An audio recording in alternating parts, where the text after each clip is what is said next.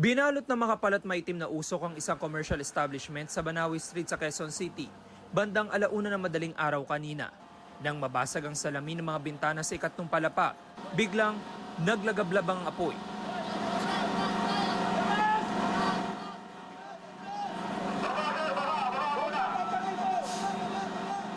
Mabilis na bumaba ang isang bumbero at inabot ang fire hose mula sa kasama para mabugahan ito ng tubig. So nag-ventilate ako, nung nakita kong palabas na yung apoy, so agad ako bumaba. So binentilate ko lang po para sumingaw po yung heat na nandun sa loob ng building. Hindi rin agad nakapasok ang mga bombero sa establishmento dahil nakakandado ito.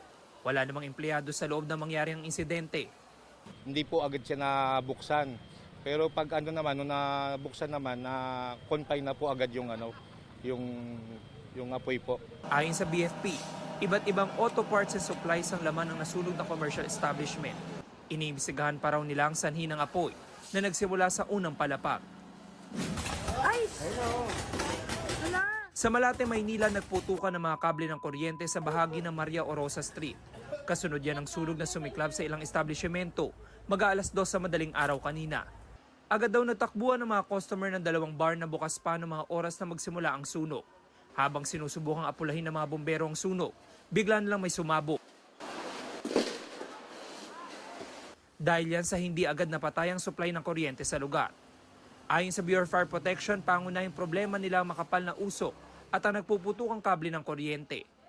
Kaya nahihirapan din makapenetrate. May possibility din na makuryente ang ating mga bumbero, kaya medyo hirap din sa pagpasok. Sabi ng BFP, 5 establishmento ang nasunog na pawang mga bar. Sinubukan makipag-ugnayan ng GMA Integrated News sa ilang may-ari ng bar, pero tumanggi muna sila magbigay ng pahayag. Para sa GMA Integrated News, James Agustin ang inyong saksi.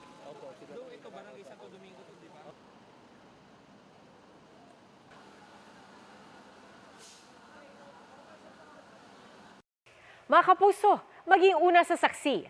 Mag-subscribe sa GMA Integrated News sa YouTube para sa iba't ibang balita.